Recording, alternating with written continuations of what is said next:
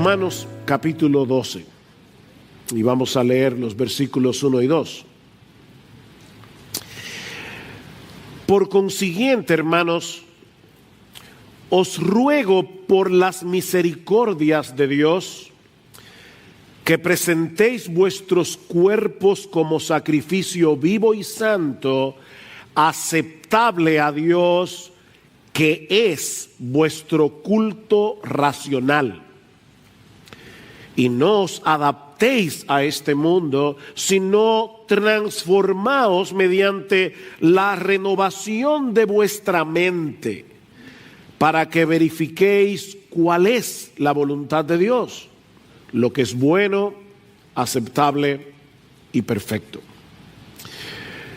Desde hace aproximadamente año y medio hemos estado exponiendo la carta de Pablo a los romanos versículo a versículo. Ayer, solo por curiosidad, quise verificar cuándo iniciamos esta serie y fue el 14 de abril del 2019. Así que tenemos un año y más o menos 7 meses predicando únicamente de Romanos 1 al 11. Pero en la mañana de hoy hemos llegado a lo que podríamos llamar la bisagra de la carta, porque hay un giro aquí desde la parte doctrinal a la parte práctica.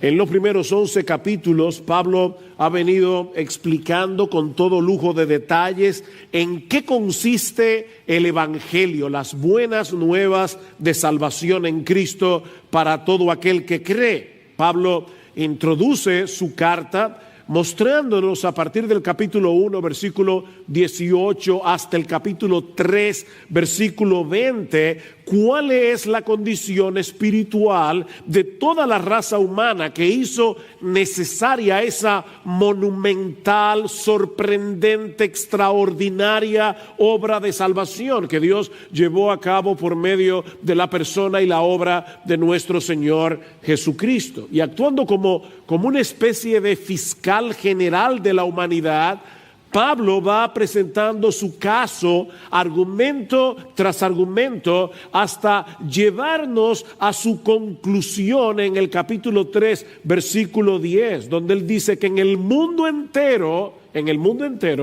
no hay justo ni aún uno, no hay quien entienda, no hay quien busque a Dios. Todos se desviaron, a una se hicieron inútiles, no hay quien haga lo bueno, ni siquiera uno. Y ese es el argumento de Pablo citando el Antiguo Testamento. O sea, que es Dios el que da ese veredicto.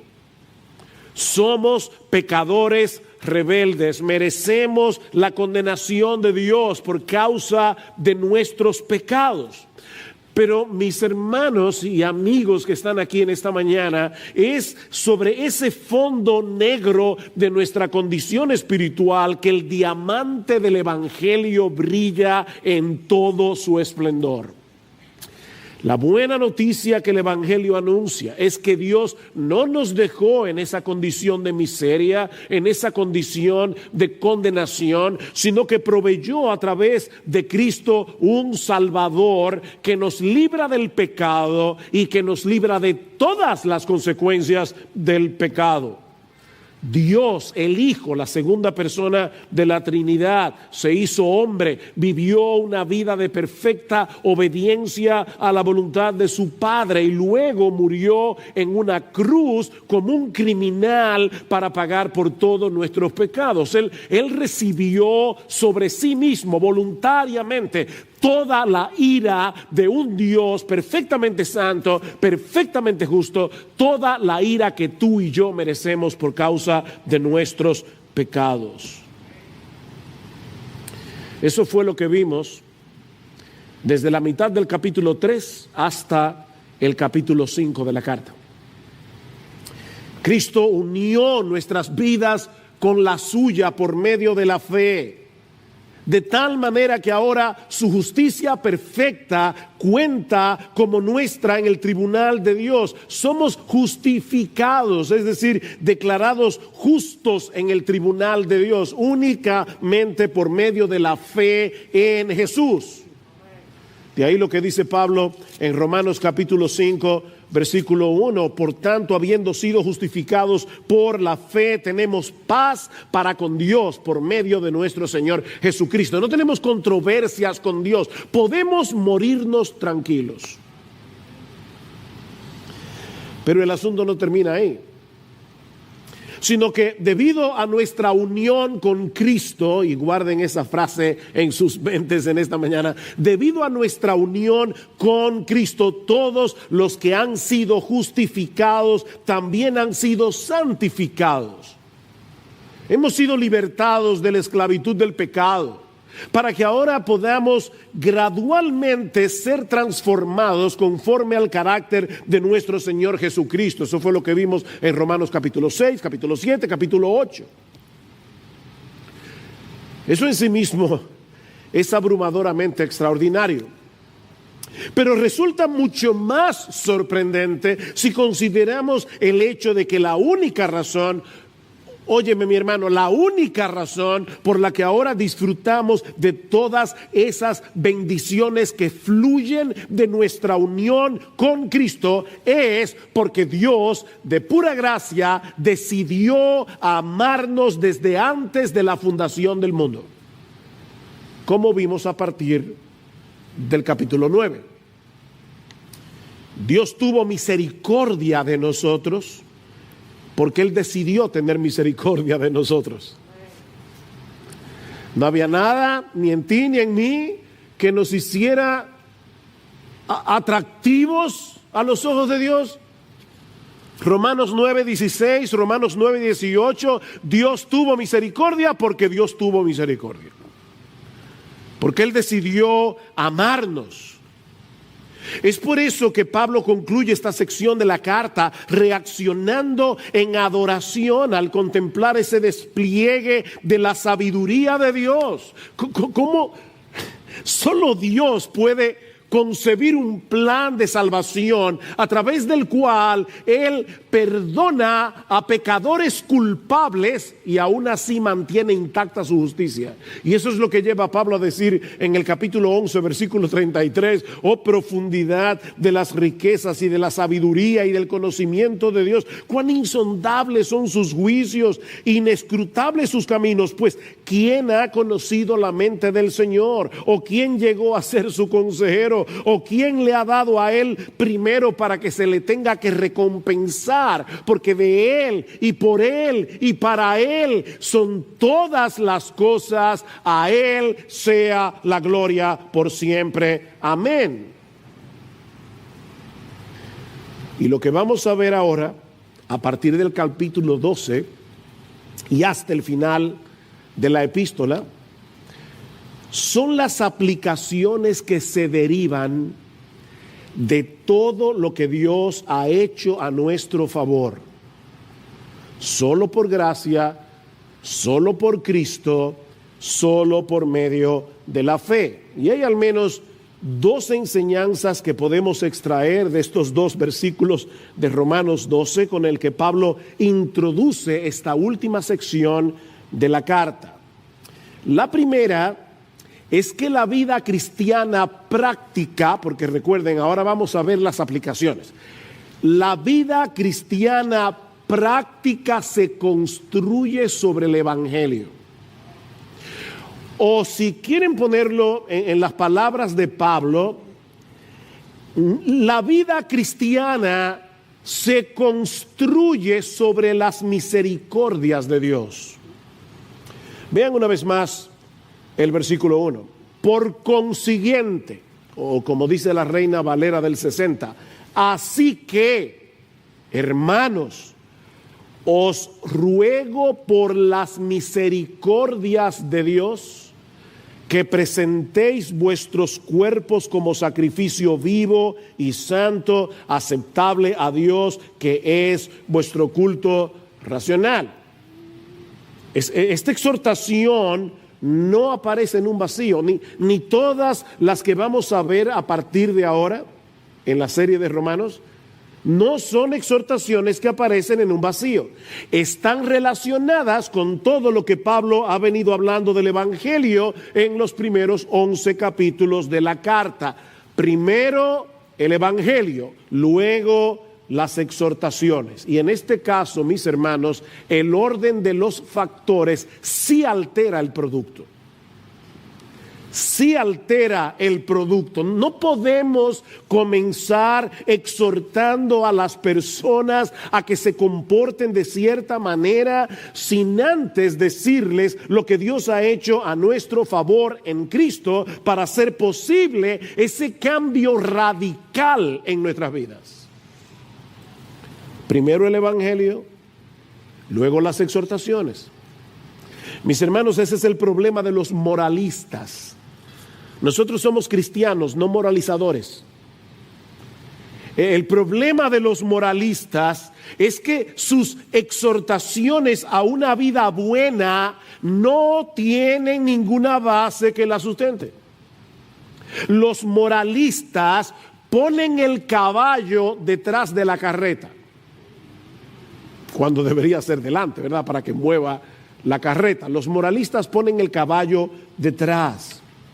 De hecho, es interesante notar que en los primeros 11 capítulos de Romanos, los cuales suman en total 315 versículos, cuéntalos si quieres, 315 versículos, allí solo aparecen 6 exhortaciones o mandatos. 6 mandamientos en 315 versículos. Pero a partir del capítulo 12 encontramos una exhortación tras otra sobre cómo vivir a la altura de nuestra nueva identidad en Cristo. De hecho, solo en el capítulo 12 hay 20 exhortaciones, más del triple que en los 11 capítulos anteriores. Otra manera de decir esto, y por favor no se preocupen, van a entenderlo porque al principio puede sonar un poco extraño, pero otra manera de decir esto es que en la gramática del Evangelio los indicativos vienen primero y los imperativos después. Si tú quieres hablar en el lenguaje de Dios, apréndete esta regla de la gramática celestial. Los indicativos primero y los imperativos después. Ahora, yo sé que hay muchos aquí que salieron del colegio hace ya unos cuantos años. Así que déjenme explicar a qué yo me refiero. En la gramática española se usa el verbo en modo indicativo para señalar un hecho. Por ejemplo, Juan tiró la pelota. El verbo está ahí en modo indicativo. Estoy relatando algo que sucedió. ¿Qué fue lo que sucedió? Que Juan tiró la pelota. Ahora, si yo digo, niños, escuchen, si yo digo, Juan, tira la pelota, ¿cuál es la diferencia? Que ahora yo no estoy relatando un hecho, estoy dando una orden, estoy dando un mandato. En ese caso, el verbo está en modo imperativo. Bueno, lo que estamos diciendo, mis amados hermanos, es que en el Evangelio los hechos de nuestra redención en Cristo vienen primero.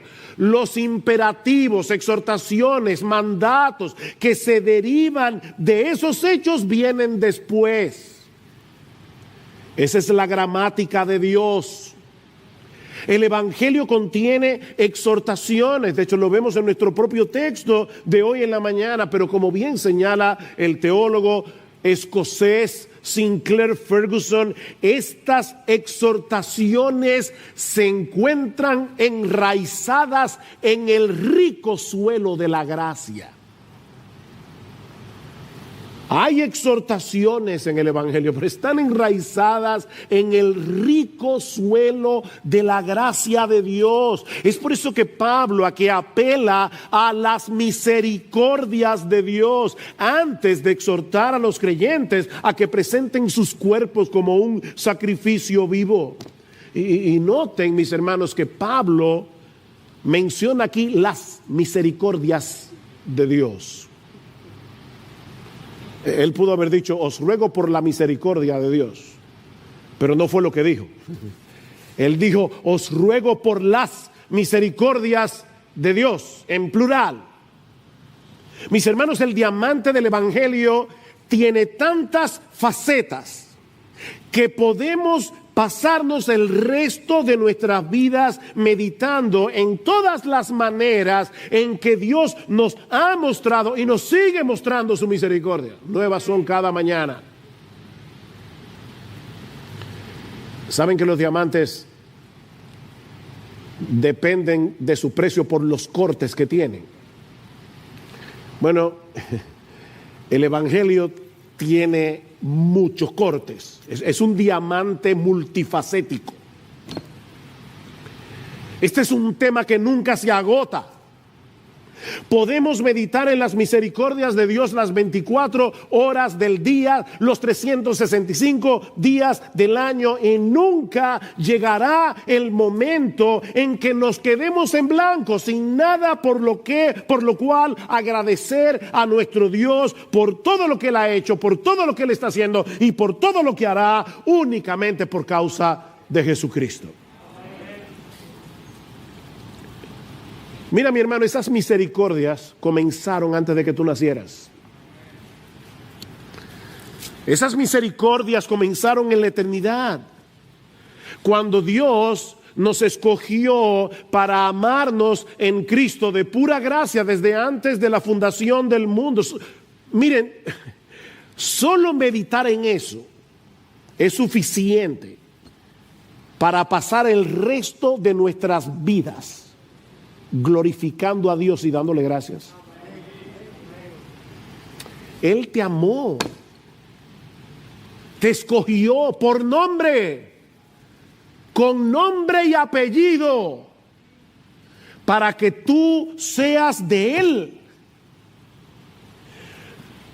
Sobre todo, tomando en cuenta el hecho de que Dios conocía de antemano lo corrupto que sería nuestro corazón.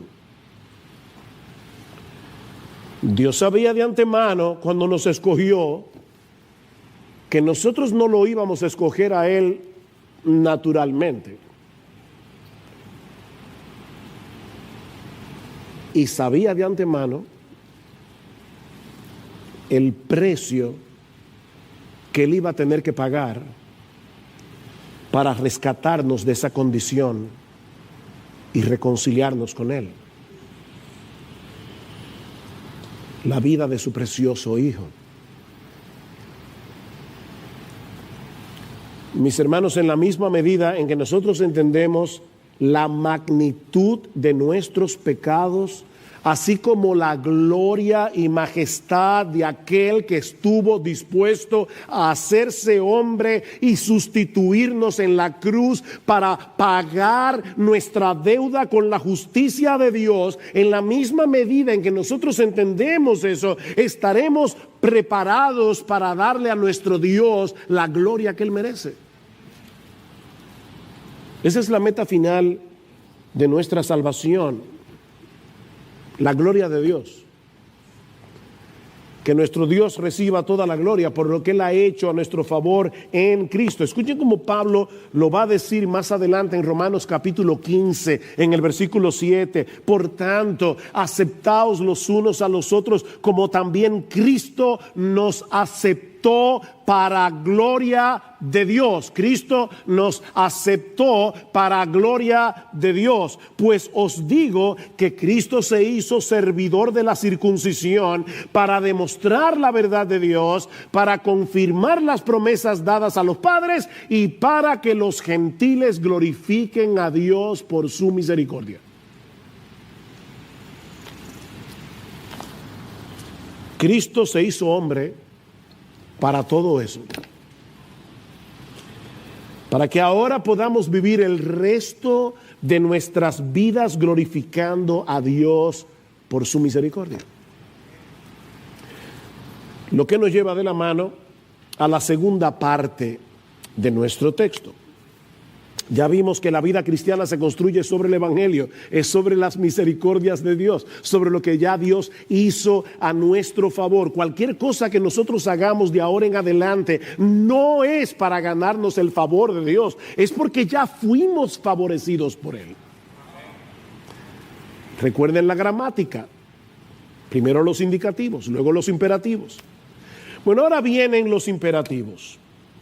Y lo que aprendemos de esta segunda parte de nuestro texto es que la vida cristiana práctica se resume en dos deberes fundamentales que descansan en las misericordias de Dios. Y el primero es que presentemos nuestros cuerpos en sacrificio vivo. Vean el versículo 1. Romanos 12:1. Por consiguiente, hermanos, os ruego por las misericordias de Dios que presentéis vuestros cuerpos como sacrificio. Deténganse allí por un momento. Cuando los judíos del primer siglo y también en cierto modo los paganos escuchaban la palabra sacrificio, muy probablemente pensaban en tres cosas: un templo, un sacerdote y un animal.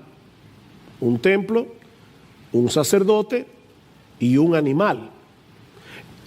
Estos tres elementos eran fundamentales para la adoración a Dios en el antiguo pacto. Un israelita creyente en el antiguo pacto no podía concebir la adoración a Dios sin un templo, un sacerdote y un animal.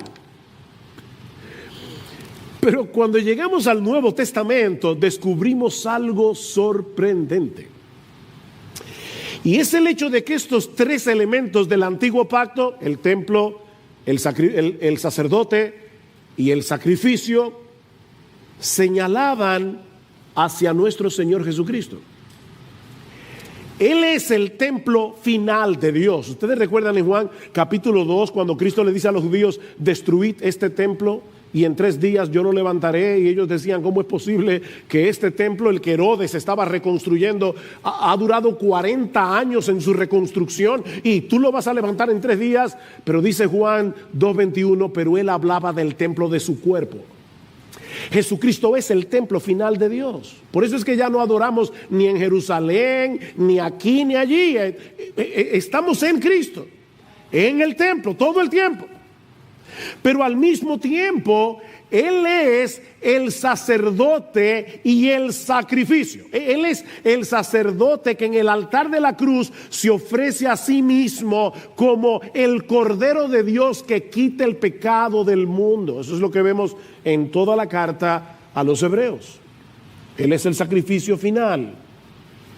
Bueno, ahora Pablo se vale de esta misma terminología tan típica del Antiguo Testamento, escuchen bien, para señalar a los creyentes del nuevo pacto que debido a nuestra unión con Cristo, ahora somos el templo de Dios, una nación de sacerdotes y somos el sacrificio.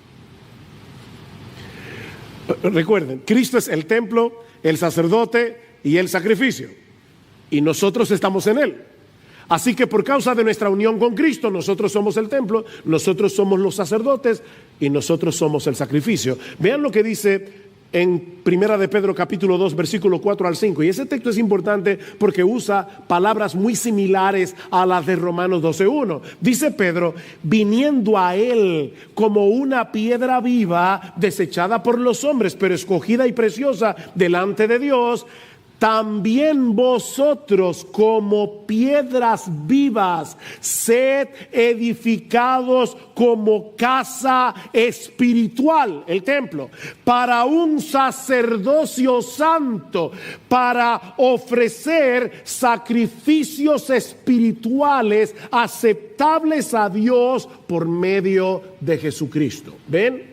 Somos el templo, los sacerdotes y el sacrificio. Solo que ahora ese sacrificio no tiene nada que ver con el perdón de los pecados, sino con nuestra consagración, con nuestra entrega total a Dios por lo que Él ya hizo en Cristo para perdonar nuestros pecados.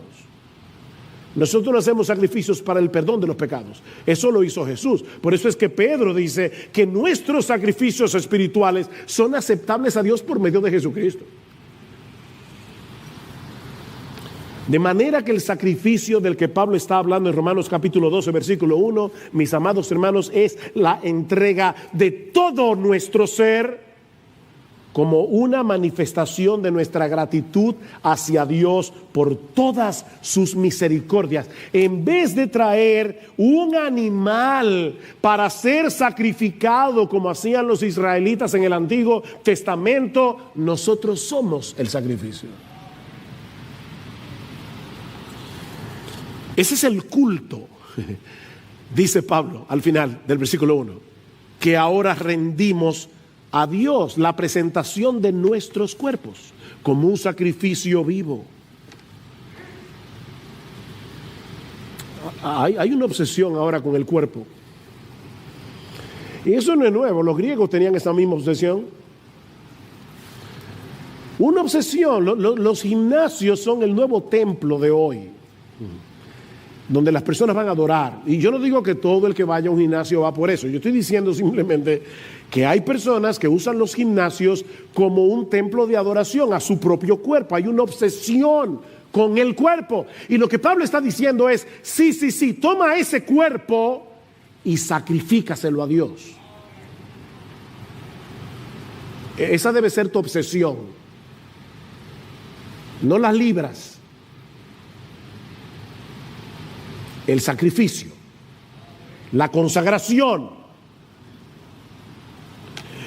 Mis hermanos, la verdadera adoración en el nuevo pacto no consiste en algo que hacemos en un lugar determinado, en un día de la semana. Es la entrega total de todo nuestro ser con la determinación de hacer todo lo que hacemos para la gloria de Dios. Adorar a Dios no es algo místico. Estoy aquí.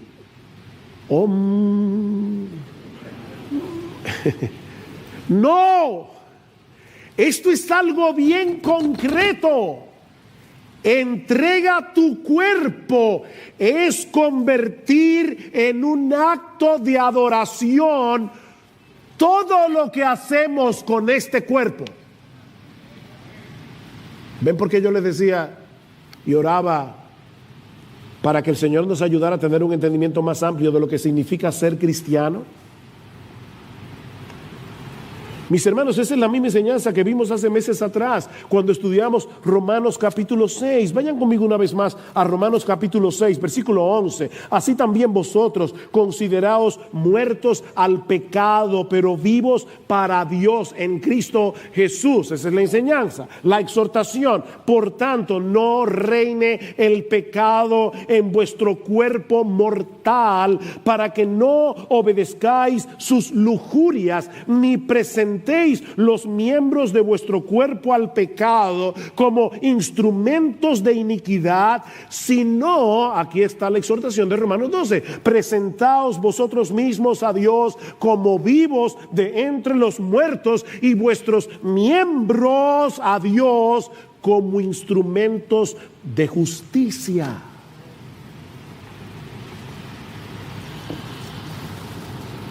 Dice John Piper, lo que esto significa es que tú vas a convertir, todo lo que haces con tu cuerpo en una demostración de que Dios es tu tesoro. Deja que cada acto de tu cuerpo vivo muestre que Cristo es más precioso para ti que cualquier otra cosa. Que cada acto de tu cuerpo vivo sea una muerte para todo lo que deshonra a Jesucristo.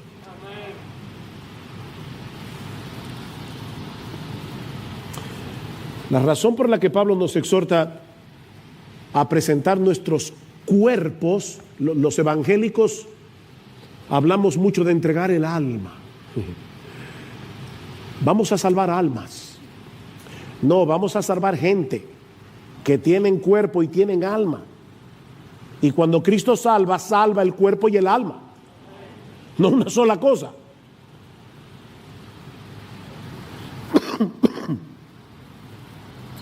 La razón por la que Pablo nos exhorta a presentar nuestros cuerpos en sacrificio es por el hecho de que es a través de nuestros cuerpos que nosotros hacemos lo que hacemos. Hay hermanos que dicen, yo no estaba en la iglesia hoy, pero estaba en espíritu. Mira, olvídate de eso. Nosotros no somos espiritistas, no vengas en espíritu. Tú tienes que venir con tu cuerpo, con tus pies, con tu cuerpo, con tu mente, con tu cabeza, para alabar a Dios con tus labios, para escuchar la palabra con reverencia con tus oídos. Es tu cuerpo. Es con nuestros cuerpos que nosotros pecamos. Y es con nuestros cuerpos que servimos a Dios. Y lo que Pablo nos está diciendo tanto en Romanos 6 como en Romanos 12:1 es que ese mismo cuerpo que antes habíamos entregado por completo al pecado, ahora que hemos recibido las misericordias de Dios, debemos entregarlo por entero al servicio de Dios como un acto de adoración. Es en ese sentido que Pablo dice en 1 Corintios capítulo 6, versículo 13, que nuestro cuerpo es para el Señor y el Señor es para el cuerpo. Nuestro cuerpo es para el Señor y este cuerpo ahora es templo del Señor. Templo del Espíritu Santo. Tenemos una nueva vida en Cristo que debemos vivirla procurando intencionalmente agradarlo a Él en todo lo que hacemos con nuestros cuerpos. Y Pablo le llama sacrificio porque se trata de algo que hacemos deliberadamente y que muchas veces resultará costoso y doloroso debido al pecado que todavía mora en nosotros. Córtate la mano, sácate los ojos.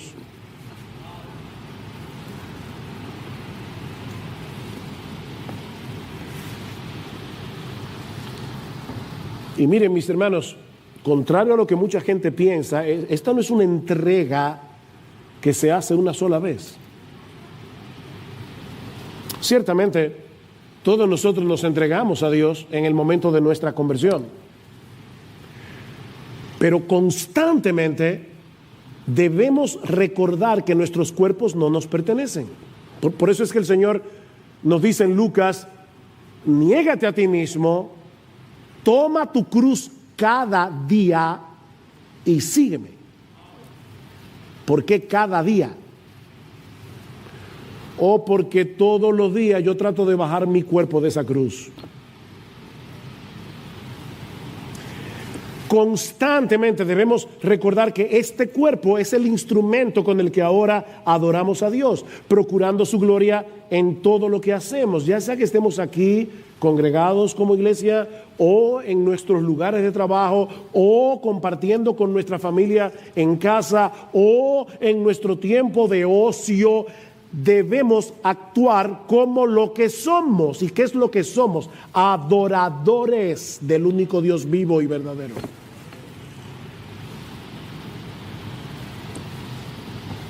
Alguien decía, me encanta esto, adorar es vivir tu vida de tal manera que por lo que dices, lo que piensas, lo que sientes, lo que haces con tus brazos, con tus labios, con tus ojos, con tus piernas, con tus manos, todo demuestra que Él es más valioso que cualquier otra cosa. Eso es adorar. Y en ese sentido yo pienso, mis hermanos, que debemos tener cuidado al decir que nosotros venimos a la iglesia a adorar a Dios. Ahora, no me malentiendan. Nosotros venimos a la iglesia a adorar a Dios. Eso es verdad. Pero yo creo que sería más preciso decir que nosotros venimos a la iglesia a continuar adorando. Eso es más preciso, porque supuestamente eso era lo que estábamos haciendo todo el resto de la semana. La diferencia es que ahora lo estamos haciendo como pueblo de Dios, en la presencia especial de Dios, en el día del Señor. Lo que ocurre en este lugar cada domingo debe ser una extensión de esa vida que vivimos el resto de la semana para la gloria de Dios. Somos adoradores que nos reunimos una vez a la semana juntos como iglesia para adorar. Pero éramos adoradores antes de llegar aquí.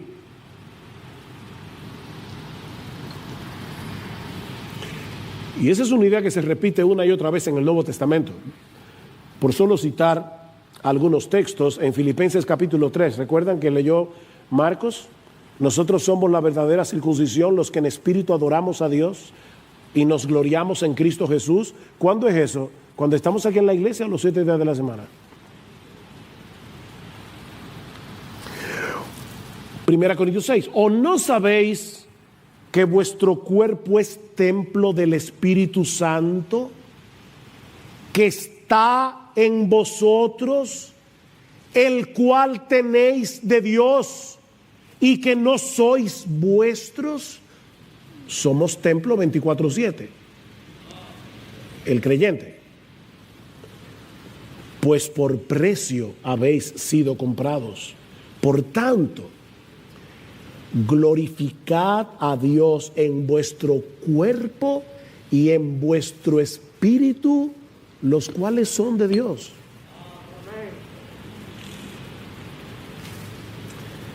Sí, pastor, por eso es que yo hago mi devocional todos los días. Nadie ha mencionado aquí la palabra devocional. 1 Corintios 10:31. Si pues coméis o bebéis o hacéis otra cosa, hacedlo todo para la gloria de Dios. Todo. Amén. Mira, mi hermano, déjame decir esto con dulzura, un corazón pastoral. De nada sirve venir a la iglesia y cantar himnos con toda emoción y cerrar los ojos y levantar las manos. Y ustedes saben que yo ni estoy en contra de cantar con emoción, todo lo contrario, ni de cerrar los ojos, yo lo hago todo el tiempo, o levantar las manos. Pero mira, mi hermano, mi hermana, de nada sirve hacer todo eso para luego vivir el resto de la semana haciendo tu voluntad y buscando tu propia gloria.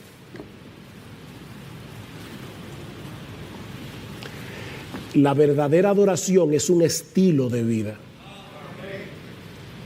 Es un estilo de vida.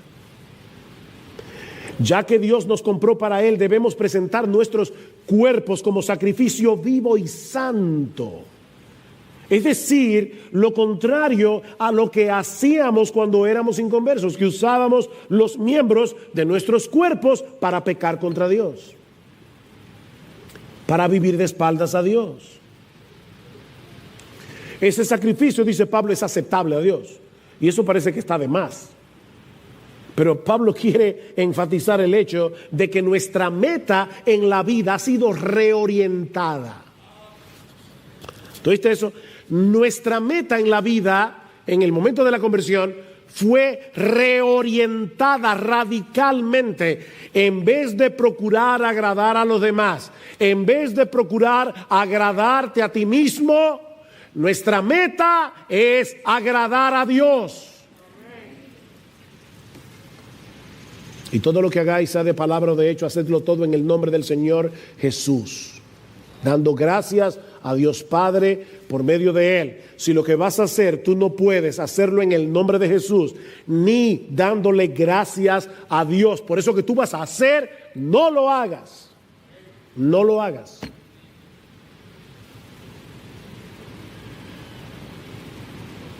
Eso es verdadera adoración. Y no lo hacemos, yo repito otra vez, para ganarnos el favor de Dios, sino porque ya fuimos favorecidos, de pura gracia. Por eso es que Pablo dice al final del versículo 1 que eso es nuestro culto, la palabra es latría. Idolatría es adorar un ídolo. Bueno, esa latría solo se le debe a Dios. No a María, ni a los ángeles, ni a los santos. Solo a Dios. Y Pablo dice, esa es nuestra latría, nuestro culto lógicos, dice el griego, de donde viene nuestra palabra lógico. Es nuestro culto racional, es nuestro culto razonable. Mis hermanos, esa entrega total de todo nuestro ser es la única respuesta razonable a las misericordias de Dios. Es lo único razonable que tú puedes hacer, que yo puedo hacer. Dice un comentarista: una vez que tienes un entendimiento claro de la misericordia de Dios, cualquier otra cosa que no sea un sacrificio total y completo de ti mismo a Dios es completamente irracional. Si pones este texto al revés, todo lo que no sea una entrega a Dios total es irracional. Lo que nos lleva al segundo deber. Recuerden que hemos dicho, nuestro mensaje tiene 2 puntos, no quiero que te pierdas en la estructura. Primer punto, la vida cristiana se construye sobre el Evangelio. En segundo punto, la vida cristiana práctica se resume en 2 deberes fundamentales. ¿Cuáles son esos 2 deberes fundamentales? Primero, entrega todo tu cuerpo como sacrificio, pero no vas a poder hacer eso sin hacer lo segundo. Debemos dejarnos transformar por la renovación de nuestra mente. Versículo 2. Romanos capítulo 12, versículo 2. Y no os adaptéis a este mundo, sino transformaos mediante la renovación de vuestra mente, para que verifiquéis cuál es la voluntad de Dios, lo que es bueno, aceptable y perfecto. Aquí tenemos un mandamiento negativo, un mandamiento positivo. El mandamiento negativo: no nos adaptemos a este mundo. Hay una paráfrasis del Nuevo Testamento que lo pone de esta manera: no permitan que el mundo que los rodea los comprima para adaptarlos a su propio molde.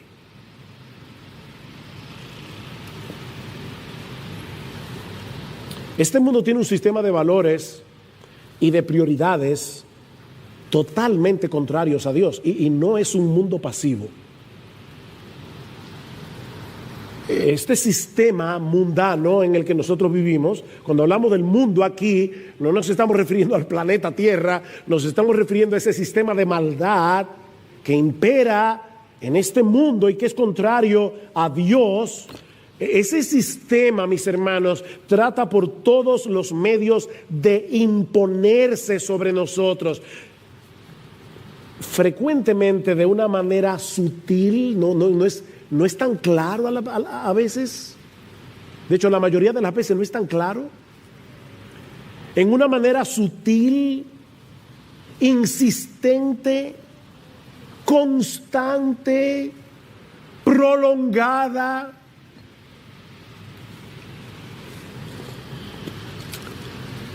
Una vez alguien le dijo a una hermana: mayor de la iglesia, no de esta, no iglesia, no sé dónde. Era una señora muy bondadosa. Y alguien le dijo, usted es tan bondadosa y siempre trata de encontrarle el lado bueno a los demás, que hasta al diablo usted le encontraría algo bueno. Y dice ella, sí, su perseverancia. El diablo no se cansa. Él trata y trata y trata y trata y trata y trata de amoldarte a este mundo. Este sistema desprecia lo que verdaderamente tiene valor, la gloria y hermosura de nuestro gran Dios y Salvador Jesucristo, y al mismo tiempo exalta y valora aquello que es pasajero e intrascendente. Lo fútil. Un filósofo árabe, Khalil Gibran, escribió una historia acerca de dos ladrones que idearon la manera más eficaz para poder robarle al pueblo. Vamos a salir de noche y vamos a cambiarle el precio a todas las cosas. Lo que vale mucho le vamos a poner el precio menor, y lo que vale más menos le vamos a poner el precio mayor. Y dice Gibran, desde aquella época el mundo está confundido.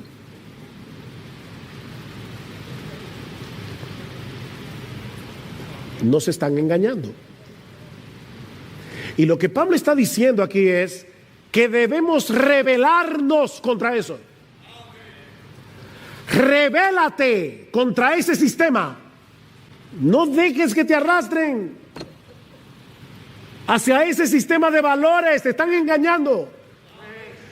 Te están vendiendo gato por liebre. Te están cambiando espejitos por oro. ¿Y sabes cuál es el problema?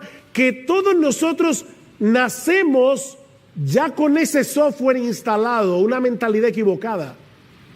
¿Qué dice Pablo en Efesios capítulo 2? Y Él os dio vida a vosotros cuando estabais muertos en vuestros delitos y pecados, en los cuales anduvisteis en otro tiempo, siguiendo la corriente de este mundo, conforme al príncipe de la potestad del aire. Y éramos, Pablo se incluye, éramos por naturaleza hijos de ira, lo mismo que los demás. Tú y yo nacimos con ese software instalado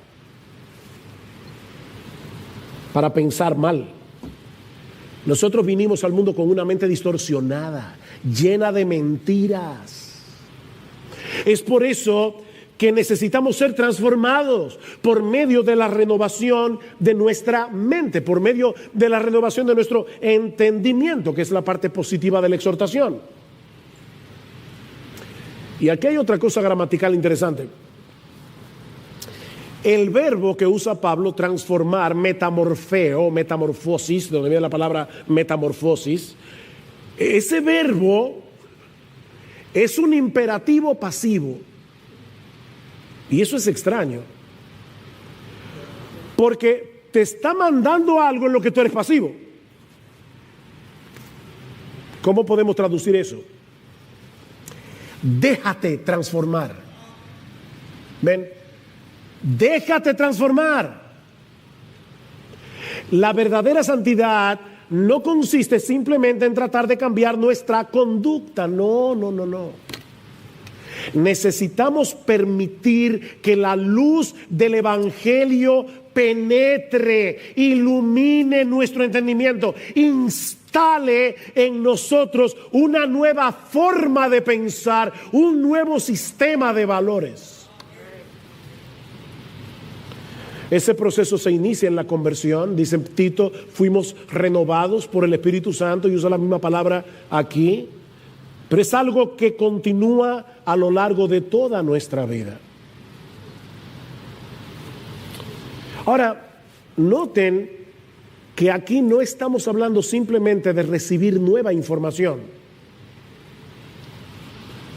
Estamos hablando de dejar que el Evangelio transforme por completo nuestra forma de ver la vida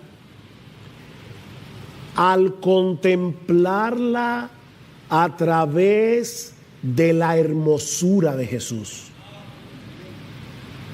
No es simplemente nueva información, no es que, mira, esto está mal y ahora esto está bien. Eso es una información. Ese cambio no dura. Si tú no estás contemplando con deleite la gloria de Jesucristo. Escuche cómo Pablo describe este proceso de transformación. Según a los Corintios 3:18. Por tanto, todos nosotros, mirando a cara descubierta como en un espejo la gloria del Señor, somos transformados. Metamorfosis otra vez. Somos transformados de gloria en gloria, en la misma imagen, como por el Espíritu del Señor. ¿Sabes cómo funciona esto? Tú terminas convirtiéndote en lo que adoras. Salmo 115, versículo 8. Semejantes a ellos, a los ídolos, son los que los hacen. Se hacen semejantes a sus ídolos. Yo me acuerdo cuando yo me convertí, año 1977, estrenaron Fiebre del Sábado por la Noche. Yo no la vi, por cierto. Ya me había convertido, gracias al Señor. Pero yo decía, ¿y por qué que ahora todos los muchachos andan con esto aquí, ¿cómo se llama esto? La manga de la camisa. Porque así lo usa John Travolta. Y lo grande es que los adolescentes, sobre todo, tienen un afán de ser únicos. Pero yo no soy como todo el mundo, que entonces se hacen como todo el mundo. Es una cosa rara. Por eso le digo que es muy sutil. Pablo continúa diciendo: pero si nuestro evangelio está aún encubierto, entre los que se pierden está encubierto, en los cuales el Dios de este siglo cegó el entendimiento de los incrédulos para que no les resplandezca la luz del evangelio de la gloria de Cristo, el cual es la imagen de Dios. Si tú no puedes ver a Cristo glorioso, mi amigo, es porque el diablo te está cegando. Porque no nos predicamos a nosotros mismos, dice Pablo, sino a Jesucristo como Señor, y a nosotros como vuestros siervos por amor a Jesús. Pablo, ¿y por qué tú predicas si acabas de decir que el pecador está ciego? Yo predico.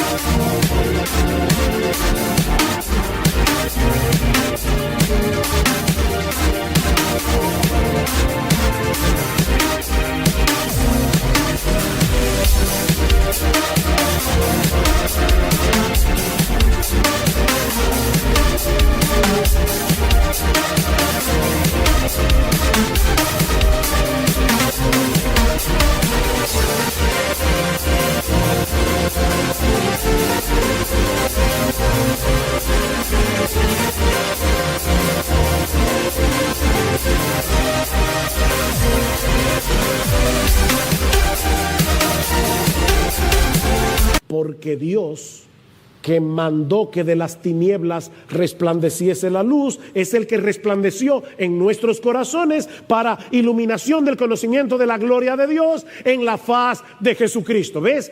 Lo que Pablo nos enseña en este pasaje es que el mismo proceso que Dios usó en nuestra conversión, abrir nuestros ojos a través de la predicación para que veamos nuestro pecado y para que veamos a Jesucristo como el todo suficiente Salvador, digno de toda gloria, digno de toda admiración. Ese proceso es el que Dios usa en nuestra santificación.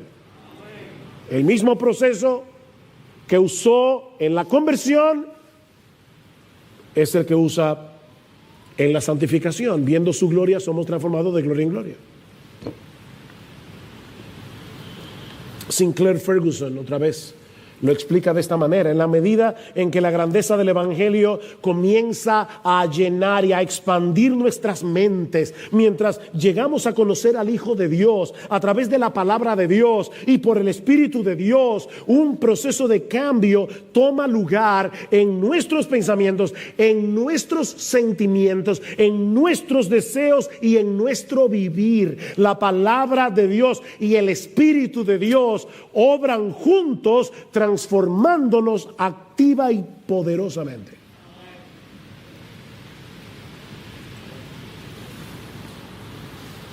Solo de ese modo podemos verificar cuál es la voluntad de Dios, lo que es bueno, aceptable y perfecto. Dice Romanos 12:2. ¿Y qué es lo que Pablo está diciendo aquí? Que cuando la mente es renovada por la palabra de Dios y comenzamos a valorar la gloria, la hermosura de Jesucristo por encima de todas las cosas y a encontrar nuestro máximo deleite en Él, no solo vamos a comprender cuál es la voluntad de Dios, qué es lo que Dios quiere de nosotros, sino que vamos a estar de acuerdo con Él en que eso es lo mejor para nosotros. Por eso dice para que comprobéis. No es simplemente para que sepáis cuál es la voluntad de Dios. No es que ahora yo veo, ok, esta es la voluntad de Dios y eso es lo que me conviene. Eso es lo que me conviene. Porque Dios es misericordioso. Él no va a querer para mí nada malo. ¿Ven cómo volvemos a la exhortación del versículo 1? Vamos a querer consagrarnos por entero a Dios porque entenderemos que la verdadera satisfacción y la verdadera felicidad solo se encuentra en nuestra comunión con Él por medio de Cristo, transitando en la senda de su santa y perfecta voluntad. Los mandamientos del Señor son rectos y por eso alegran el corazón.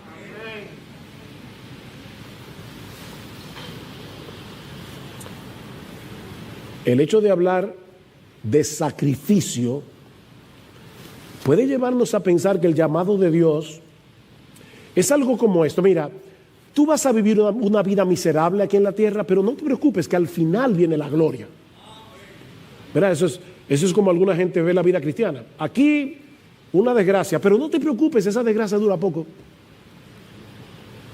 Lo bueno está del otro lado. Eso es lo que el diablo quiere que tú creas. No. La realidad es que Cristo vino a darnos vida y vida en abundancia. Cristo vino a darnos vida. Una vida que comenzamos a disfrutar aquí y ahora, sí, con las luchas, tentaciones, todo eso, pero que disfrutaremos en toda su plenitud cuando estemos en su presencia, deleitándonos en Él por los siglos de los siglos. Por eso es que Jesús comienza el sermón del monte diciendo, bienaventurados. Y esa palabra, que es una palabra muy rica, que significa floreciente. No simplemente dichoso o feliz, no es mucho más que eso, es floreciente. Cristo vino a resolver lo que el diablo dañó. La vida humana fue diseñada por Dios para florecer, pero el diablo quiere marchitarte. No te dejes engañar. Es el pecado lo que desgracia la vida humana, no los caminos de Dios. De manera que entregarnos por entero a Él, usando estos mismos miembros con los que antes servíamos al pecado para servirle a Él, para buscar su gloria en lo que hacemos, es la única forma razonable de vivir.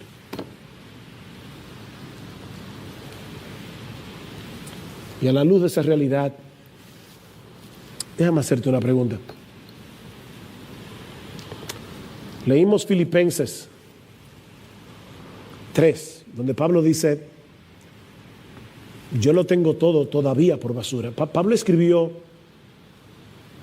ese libro unos 30 años después de su conversión. Y él está diciendo, cuando yo vi la gloria de Jesús camino a Damasco, todo lo demás para mí se convirtió en basura. ¿Y saben qué? 30 años después lo sigo considerando basura por el incomparable valor de conocer a Cristo. por el incomparable valor. Mi pregunta es, tú puedes decir lo mismo hoy. Yo no sé qué tiempo tú tienes de convertido, pero tú puedes decir hoy, cuando yo miro al mundo y veo a Cristo, yo veo eso como basura. Lo tengo todavía como basura. Mi hermano, ¿cómo está tu vida espiritual? De verdad, en serio, hoy, ¿cómo está tu vida espiritual? Mi esposa me dijo ayer o antes de ayer, no me acuerdo, que debemos tener cuidado para no vivir de glorias pasadas. Y yo le dije, uy, qué bueno está eso. Lo voy a decir en el mensaje. Porque hay hermanos aquí que tienen ya bastante tiempo en el Señor. Y pueden estar viviendo de gloria pasada. ¿Tú te acuerdas cuando salimos a evangelizar y visitar los hospitales? Sí, pero eso ya pasó. Yo estoy hablando de ahora. No vivas de glorias pasadas. Eso ya pasó. Es como está tu vida espiritual hoy. Ahora. ¿Qué tan intencionalmente tú estás viviendo hoy, procurando la gloria de Dios en todo lo que haces, procurando que Él sea reconocido como hermoso, como digno de obediencia, como digno de adoración? Mira, mi hermano, mi hermana, si tú has decaído espiritualmente, te has enfriado en tu fe, es porque has olvidado las misericordias de Dios. Y porque has perdido de vista la hermosura de Jesús.